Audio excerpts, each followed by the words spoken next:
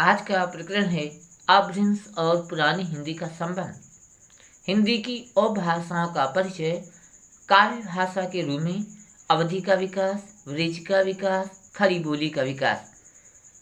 और अगला है राष्ट्रभाषा के रूप में हिंदी का विकास। इसमें हम आपसे बात करने वाले हैं खड़ी का संपर्क भाषा के रूप में जो विकास है, जो नहीं खड़ी बोली का जो संपर्क भाषा के रूप में विकास है उसके संबंध में। और देखो राजभाषा का तात्पर्य क्या है और उसका महत्व क्या है। और देखो राष्ट्रभाषा और जो हिंदी की जो समस्या है उससे संबंधित हम प्रश्नों की बात करने वाले हैं आपसे।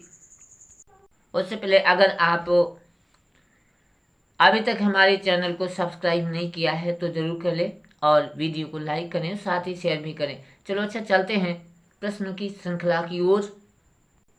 आर्य भाषा में सर्वाधिक प्राचीन भाषा कौन है? जो पुरानी भाषा है वो कौन सी है? देखो वैदिक संस्कृत है। अगला प्रश्न है, देखो इनमें से कौन आर्य भाषा का मूल ग्रंथ है? वो है देखो भैया ऋग्वेद।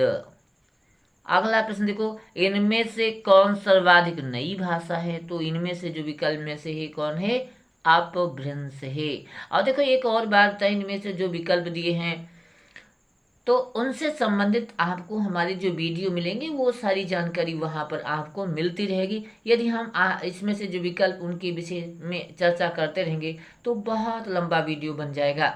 अच्छा आगे की ओर देखिएगा। अगला प्रश्न है, संस्कृत को लौकिक भाषा के रूप में किसने प्रतिष्ठित किया है? तो देखो पाणिनि ने किया है। वैदिक भाषा का प्रथम संस्कार किसने किया है? तो भैया देखो पाणिनि ने किया है। अगला प्रश्न देखो पाली भाषा का विकास किस युग में हुआ? तो ये जो है आपके बौद्ध युग से हुआ है। और देखो वैदिक भाषा को देववाणी नाम किसने दिया था? तो जो वैदिक भाषा को देववाणी का नाम जो देने वाले हैं वो है पाणिनि। कौन है? पाणिनि है। इनमें से कौन सी आर्य भाषा नई है? तो देखो भैया अपभ्रंश है। अगला देखो है आधुनिक भारतीय आर्य भाषाओं से उदय के पूर्व आर्य नवीन रूप जो प्रचलित था वो अपभ्रंश था। हिंदी शब्द की व्युत्पत्ति इनमें से किस शब्द से हुई है? देखो सिंधु से हुई है। और देखो अवहट्ट शब्द किसका विकास रूप है? तो भैया अपभ्रंश का विकास का रूप है। अगला प्रश्न देखो है हिंदी के पहले विद्वान जिसने उत्तर अपभ्रंश को हिंदी कहा वो कौन है? देखो इनमें से विकल्प में से वो है आपके चंद्रधर शर्मा गुलेरी। चंद्रधर शर्मा गुलेरी जी। अगला देखो प्रश्न है अपभ्रंश या पुरानी हिंदी के सिद्धों की संख्या कितनी? देखो है तो वो है 84 संख्या है। अगला देखो प्रश्न है अपभ्रंश या पुरानी हिंदी के सिद्ध साहित्य में कौन सा कवि है? देखो ये है आपके सरहपा है। अगला देखो प्रश्न है इनमें से कौन सा जैन कवि अपभ्रंश अथवा पुरानी हिंदी का नहीं है? तो देखो इसमें कौन सा है? देखे तो गोपी चंद। अगला प्रश्न है नाथ संप्रदाय के प्रवर्तक कौन है? तो देखो इसमें से कौन से प्रवर्तक है? देखे गोरखनाथ। अगला प्रश्न देखो अपभ्रंश या पुराने हिंदी के नाथ संप्रदाय की संख्या कितनी है? तो देखो ये 9 है। अगला प्रश्न है निम्नलिखित नाथ संप्रदाय की परंपरा के नाथों का क्रम से लिखिए, यानी क्रम से बताइए तो कौन से हैं? देखो क्रम से बताना है, इसमें से क्रम से करना है तो है पहले आदिनाथ, फिर उसके बाद मत्स्येंद्रनाथ, उसके बाद गोरखनाथ जी, उसके बाद देखो उसके बाद हैं गाहिरानीनाथ जी हैं। उसके बाद देखिए अगला प्रश्न है हिंदी के अधिकांश विद्वानों ने पुरानी हिंदी के किस कवि को प्रथम कवि माना है। तो देखो भैया इसमें सरहप्पा जी को माना है। अगला देखें जो प्रश्न है, देखो लिखा हुआ है, देशिक बना सब जन मिठा, ते तैसन जपो अहवट ठा, तय तैसन जपो अहवट ठा। उपयुक्त कथन किस पुरानी हिंदी के कवि जी का है? तो ये भैया कीर्ति विद्यापति का है, कीर्ति लता जो इनकी रचना है उसका है। उसके बाद देखो प्रसिद्ध जो पद्य पंक्तियां किस पुरानी हिंदी की कवि की हैं, देखो ये जो लिखी हुई है, जह मन पवन संचरई, रवि शशि नाह पवेश, तहि वट चित विषाम करू, सरह कहे अवेश। तो जो ये है सरहप्पा जी की, सरहप्पा जी की ही। तो अगला देखो प्रश्न क्या लिखा है, अवहट्ट अथवा पुरानी हिंदी के प्रथम कवि शालिभद्र सूरी को किस विद्वान ने माना है? तो देखो भैया गणपतचंद्र। अगला प्रश्न देखो है, हिंदी की उपबोलियों का विकास किन किन अपभ्रंशों में हुआ है? तो ये देखो उत्तर में है, देखो ये 4 में है। 4 कौन कौन सी हैं? देखो सौरसेनी है, सौरसेनी नहीं सौरसेनी, मागधी है, अर्धमागधी है एवं खस अपभ्रंश है। उसके बाद देखें सिद्धों की भाषा। तो सिद्धों की भाषा क्या है? इनमें से देखो संध्या भाषा। अगला प्रश्न देखो सिद्धों पर प्रमुख प्रभाव देखो किसका है? तो बौद्ध धर्म का है। देखो सिद्धों में वरिष्ठ इसमें से कौन सा, जो विकल्प दिए इसमें से कौन सा वरिष्ठ है? सरहप्पा है। अगला प्रश्न देखो नाथ संप्रदाय का संबंध किससे है? तो जो विकल्प हैं इनमें से तो ये शैव से है। गोरखनाथ के गुरु का नाम क्या है? मच्छंद्रनाथ। पुनः सुन ले, मच्छंद्रनाथ जी। अगला देखो प्रश्न है, सिद्धों की भाषा को संध्या भाषा किसने कहा है? तो देखिएगा किसने कहा है, इसमें से विकल्पों में से कौन उत्तर सही? डॉक्टर राम कुमार वर्मा। देखो अगला प्रश्न देखो, रासो काव्य परंपरा किससे संबंधित है? तो देखो भैया ये तो आपको बहुत आसानी प्रश्न है, जो ये है आदिकाल से संबंध है। अगला प्रश्न देखिए, शालिभद्र सूरी किस मत के हैं? तो भैया ये है जैन मत के हैं। किस मत के? जैन मत के। हिंदी के अंतर्गत कितनी उपभाषाएं मानी गई हैं? तो उपभाषाएं जो है इसमें से जो विकल्प है, विकल्पों से जो सही है कौन सा? 5। हिंदी भाषा की कितनी जो बोलियां हैं, जो बोलियों की बात है वो 18 हैं। पश्चिमी हिंदी में कितनी बोलियां हैं? तो देखो 5 हैं। और पश्चिमी हिंदी की निम्नलिखित बोलियों में कौन पश्चिमी हिंदी नहीं आती है? तो देखो कौन सी नहीं आती है? इसमें से बघेली। अगला प्रश्न देखो, इनमें से कौन पश्चिमी हिंदी की बोली है? वो है कन्नौजी। और देखो अगला प्रश्न है, पूर्वी हिंदी में कितनी बोलियां हैं? तो पूर्वी हिंदी में 3 हैं। और जहां हम बोलियों के विषय में चर्चा करेंगे, पढ़ाएंगे, तो वहां पे आपको हमारी वीडियो में पूरी सारी बातें एक एक के विषय में विधिवत चर्चा की गई है। देखो अगला है प्रश्न, इनमें से कौन पूर्वी हिंदी की बोली है? तो भैया छत्तीसगढ़ी है। अगला प्रश्न देखिए, इनमें से कौन सी पूर्वी हिंदी की बोली है? तो ये पूर्वी हिंदी कौन भैया? बघेली है। राजस्थानी उपभाषा में कितनी बोलियां हैं? तो 4 हैं। राजस्थानी उपभाषा में कौन सी बोली पश्चिमी राजस्थानी है? देखो मारवाड़ी है। अगला प्रश्न देखो, राजस्थानी उपभाषा में कौन सी बोली उत्तरी राजस्थानी है? तो भैया मेवाती है। निम्नलिखित बोलियां किन किन उपभाषाओं से संबंध है सुमेलित करना है? तो देखो ये सुमेलित जो पश्चिमी हिंदी है, देखो नीचे उत्तर दिया हुआ है।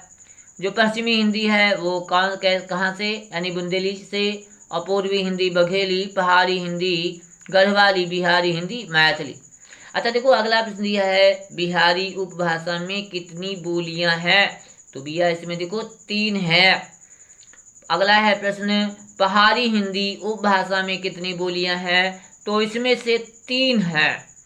अगला प्रश्न है देखो, पश्चिमी हिंदी की उत्पत्ति किस अपभ्रंश से हुई है? पश्चिमी हिंदी की उत्पत्ति किस अपभ्रंश से हुई है? तो देखिए सौरसेनी अपभ्रंश से। पूर्वी हिंदी की उत्पत्ति किस अपभ्रंश से हुई है? तो देखो मागधी से हुई है। मैथिली किस वर्ग की बोली है? जो मैथिली है वो बिहारी। कारवी किस वर्ग की बोली है? वो है पश्चिमी हिंदी। और बांगरू किस वर्ग की बोली देखो है? वो है पश्चिमी हिंदी की। अवधी किस वर्ग की बोली है? वो है पूर्वी हिंदी। भोजपुरी किस वर्ग की बोली है? तो भैया भोजपुरी है बिहारी। और देखो महाराष्ट्रीय भ्रंश में कौन सी बोली है? वो है मराठी। अगला देखो आगरा, मथुरा, अलीगढ़ तथा एटा जनपद में कौन सी बोली प्रयुक्त होती है? तो है भैया ब्रज भाषा। उसके बाद देखो अगला प्रश्न है लखनऊ, फैजाबाद, इलाहाबाद, गोंडा, बहराइच आदि में कौन सी बोली बोली जाती है?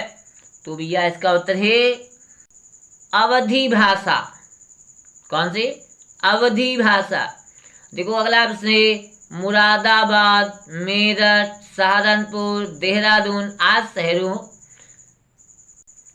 शहरों में कौन बोली बोली जाती है? तो है आपकी खड़ी बोली। देखो अगला प्रश्न है गाजीपुर, बलिया, गोरखपुर और बस्तिया समूह की कौन सी बोली है? देखो भोजपुरी है। बघेली बोली कहाँ बोली जाती है? ये बोली जाती है रीवा, दमोह और जबलपुर। मगही किस वर्ग की बोली? मगही जो है बिहारी हिंदी है। और देखो मगहर का क्षेत्र कौन सा है? जो मगहर का क्षेत्र है, मगहर नहीं मगही है भैया। मगही का क्षेत्र कौन सा है? हजारीबाग, मुंगेर। मगही का क्षेत्र हजारीबाग, मुंगेर है। उसके बाद देखिए मालवी बोली किस वर्ग में आती? तो ये जो है राजस्थानी हिंदी में आती है। अगला प्रश्न देखिए पूर्वी हिंदी का विकास किस अपभ्रंश से हुआ है? तो ये है अर्धमागधी से हुआ है। और बैसवारी किस बोली से संबंधित? ये अवधी से संबंधित है। अवधी भाषा का सर्वाधिक विकास कब हुआ है? ये भक्ति काल में हुआ है। और देखो अगला प्रश्न है देखो लखीमपुर है, गोंडा है, बहराइच है आदि में कौन सी बोली प्रयुक्त होती है? तो देखो इसमें से प्रयुक्त होती है अवधी। जौनपुर और इलाहाबाद की कौन सी बोली है? वो अवधी बोली है। देखो रामचरितमानस किस भाषा में लिखा गया है? तो ये अवधी भाषा में लिखा गया है। अगली रचना है देखो लिखी हुई है कृष्ण गीतावली किस कवि की रचना है? तुलसीदास जी की है। विनय पत्रिका किस भाषा का काव्य है? ये ब्रज भाषा का काव्य है। पद्मावत किस कवि की रचना है? तो मलिक मोहम्मद जायसी जी की है।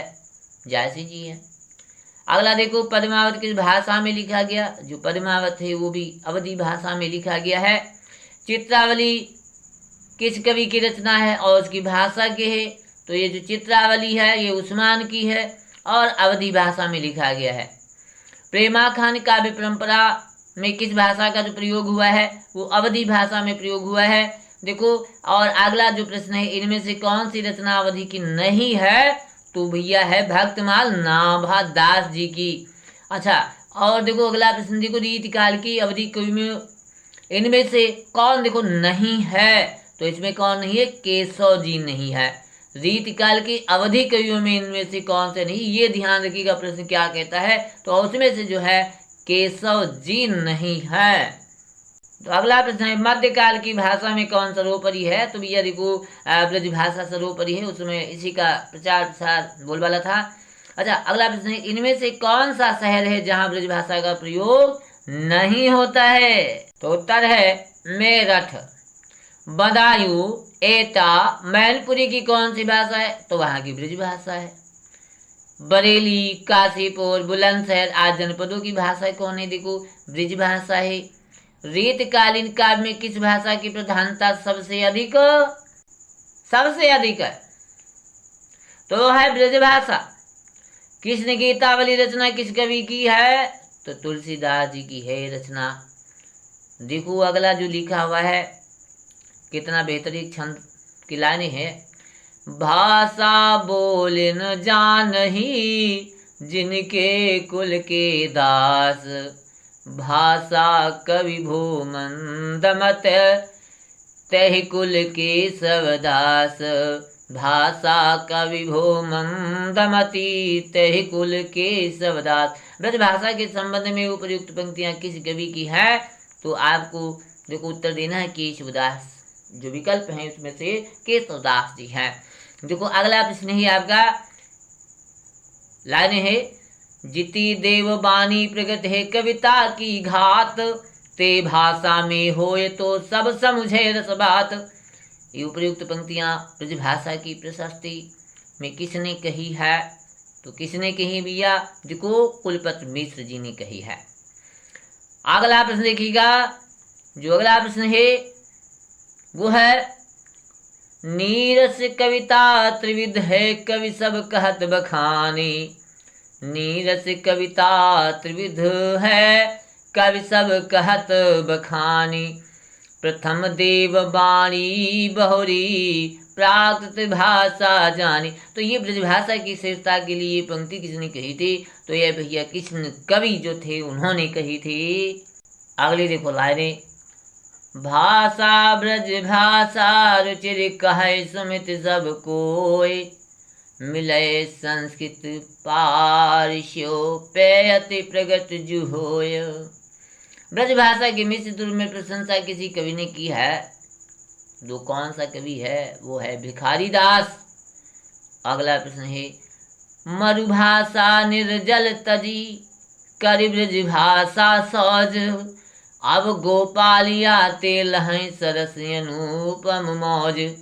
जो ये पंक्तियां हैं ब्रजभाषा की श्रेष्ठता किसने कही है, किसने कहा है? तो देखो ये मिर्जा खां ने कही है। अगला देखो है, रीतिकालीन बिहारी पद्माकर आलम की कृतियां किस भाषा में हैं? देखो ब्रज भाषा में है। सेनापति भूषण एवं घनानंद कवियों ने किस भाषा का प्रयोग अपनी कविता में किया है? वो किया है ब्रज भाषा का। इनमें से कौन सा ग्रंथ ब्रजभाषा का नहीं? देखो पद्मावत नहीं है। वो कौन सी भाषा के? अवधी भाषा के। अगला देखिएगा, इनमें से कौन सा ब्रजभाषा का कवि रीति काव्य का नहीं है? तो देखिए जगन्नाथ रत्नाकर। अगला देखिए, इनमें से कौन सा कवि रीति काल का है? देखो रीति काल का वृंद है। अगला प्रश्न है, हिंदी के खड़ी बोली के प्रथम कवि कौन है? तो वो प्रथम कवि है अमीर खुसरो जी। अगला प्रश्न है, खड़ी बोली को कौरवी नाम किसने दिया? देखो तो दिया है राहुल सांकृत्यायन जी ने। उर्दू का विकास किस बोली से हुआ है? तो वो खड़ी बोली से हुआ है। खड़ी बोली की उपभाषा क्या है? पश्चिमी हिंदी है। खड़ी बोली हिंदी का प्रथम महाकाव्य किसने लिखा? अयोध्या सिंह उपाध्याय हरिऔध जी ने। खड़ी बोली की रचना साकेत किस कवि की है? तो भैया ये है मैत्री चंद्र गुप्त जी की है। अगला प्रश्न है, इनमें से कौन सा खड़ी बोली का कवि रीतिकाल में नहीं आता? रीतिकाल में नहीं आता है तो कौन है? नाथू रामशंकर शर्मा। अगला प्रश्न है, चंद्रवृंद वसन की महिमा जो गद्य रचना किसकी है? वो है कवि गंग जी की है। अगला देखो प्रश्न दिया हुआ है, खड़ी बोली का परिष्कार किस युग में हुआ? तो इसका जो है द्विवेदी युग में हुआ है। अगला प्रश्न देखो, ब्रज भाषा के कवियों में इनमें से कौन सा ब्रज भाषा का नहीं है? तो भी ये इसमें है नाभा दास नहीं है। अगला प्रश्न देखो, आठ छाप का संबंध किससे है? जो इसमें से विकल्प दिए उसमें है कृष्ण भक्ति काव्य से है। आठ छाप के कवियों में कितने कवि हैं? तो साफ साफ जाहिर है 8 हैं कवि। अगला देखो प्रश्न, इनमें से कौन सा कवि ब्रजभाषा का नहीं है? तो इसमें से जो कवि है वो अग्रदास नहीं है। इनमें से कौन सा कवि अवधि का नहीं है? तो गदाधर भट्ट जी जो है अवधि भाषा के नहीं है। अवधि रचना में मधुमालती किस कवि की है? तो जो मधुमालती है वो है मंझन जी की है। अगला देखो प्रश्न दिया हुआ है, इनमें से कौन सा कवि द्विवेदी युग की खड़ी बोली कविता का नहीं है? तो इसमें है बद्री नारायण चौधरी प्रेमघन। बद्री नारायण चौधरी प्रेमघन। अगला देखो प्रश्न है, इनमें से कौन सा कवि छायावाद का नहीं है? इनमें से कौन सा कवि छायावाद का नहीं है? तो ये है त्रिलोचन शास्त्री जी नहीं है।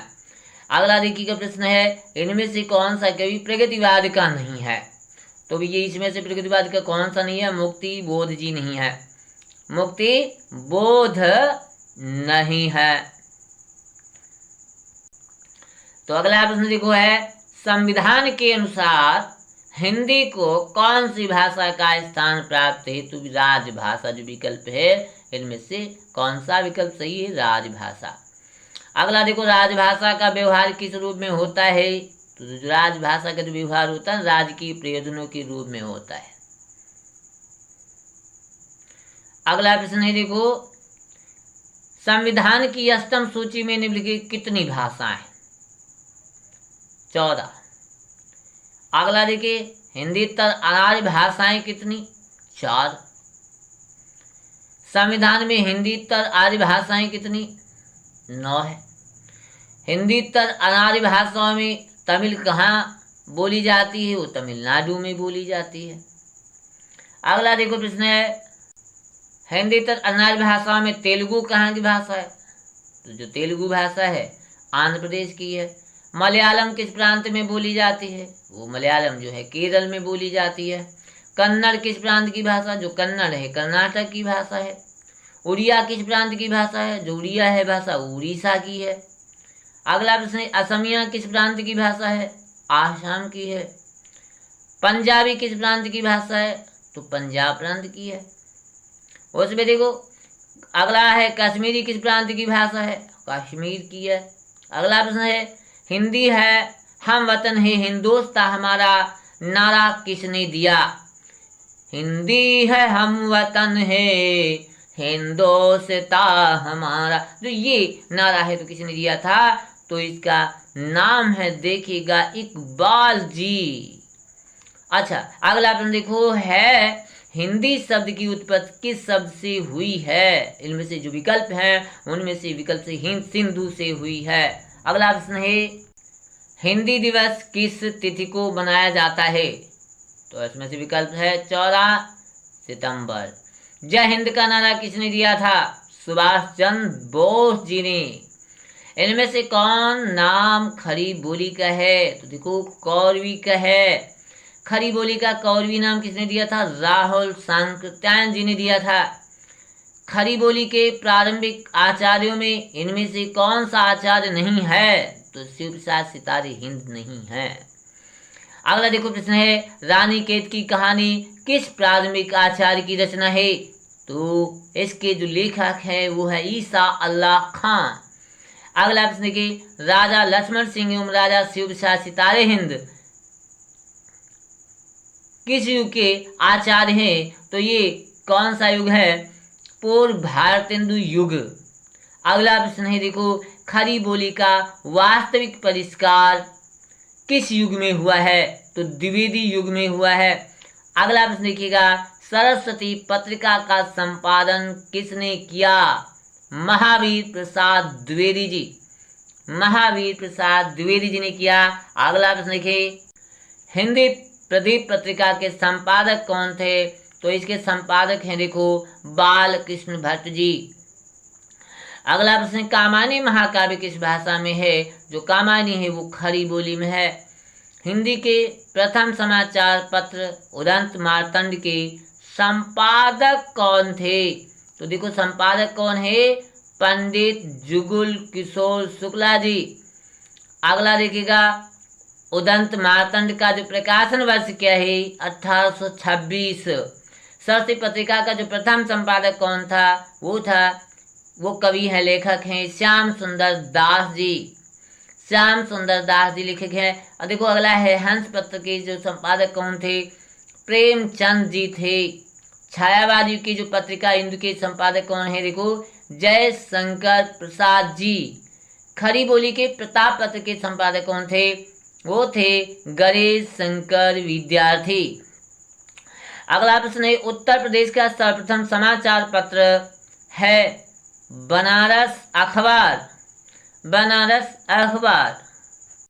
अगला है, हिंदी पत्रिका के भीष्म पितामह कौन है? वो है बाबू राम विष्णु पराडकर। खरी बोली के प्रथम कवि कौन है?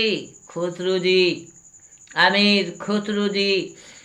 खरी बोली हिंदी का प्रथम महाकाव्य कौन है? प्रियव्रास है। अयोध्या सिंह उपाध्याय हरिऔध जी का। राजभाषा, अगला प्रश्न देखो है, राजभाषा आयोग में केंद्रीय हिंदी सलाहकार समिति में कौन सा सदस्य नहीं है? तो ये है सेठ गोविंद दास। अगला प्रश्न है, राजभाषा के सदस्यों ने हिंदी शब्दावली निर्माण में कौन सा आरोप लगाया? तो देखो कौन सा आरोप है? जटिल और संस्कृत गर्भित शब्दों का प्रयोग। अगला देखें, हिंदी राष्ट्रभाषा का सर्वाधिक विरोध किस प्रांत में हुआ है? तो सबसे अधिक विरोध होने वाला जो है कि तमिलनाडु है। तमिलनाडु में सर्वप्रथम राजभाषा के विरोध किस नेता के द्वारा किया गया? तो वो है, देखिएगा, अन्नादुराई। अगला है, निज भाषा उन्नति है, सब उन्नति को मूल, बिन निज भाषा ज्ञान के मिटाय नहीं को शूल। जो ये कथन किसका है? तो ये कथन है भारतेंदु हरिश्चंद्र जी का। अगला प्रश्न है, नासिकेतोपाख्यान के रचयिता कौन है? सदल मिश्रा जी हैं।